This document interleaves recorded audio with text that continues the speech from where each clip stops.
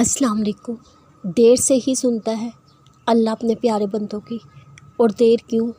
تاکہ وہ بہت پیار سے، بہت دھیان سے، بہت محبت سے اپنے پیارے کی سب باتیں سن سکے۔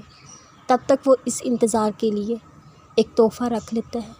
جب وہ تمہیں اس انتظار کے بدلے وہ تحفہ دے، تم اتنے خوش ہو جاؤ گے کہ تمہیں کبھی تکلیف تھی وہ تمہیں یاد ہی نہ رہے۔ اپنی کہانی جس کے پاس لے کر جاؤ گے، نہ کوئی مشورہ دے گا، ہر کوئی تمہیں غلط کہے گا، کوئی تم پر ہنسے گا، کوئی تسلی دے گا، پھر سب تمہیں بھول جائیں گے، تمہارا غم بھول جائیں گے، دو باتیں کر کے آگے بڑھ جائیں گے۔ مگر جب اللہ کے پاس اپنی عرضی لے کر جاؤ گے، وہ سنے گا، مشورہ نہیں ہدایت دے گا، تمہیں غلط نہیں سکون دے گا، تمہیں بھولے گا نہیں، ہمیشہ یاد رکھے گا۔ سب بھول جاتے ہیں مگر اللہ یاد رکھتا ہے۔ اپنے اکیلے پن میں اسے یاد کیا کرو، وہ تمہیں یاد کرے گا۔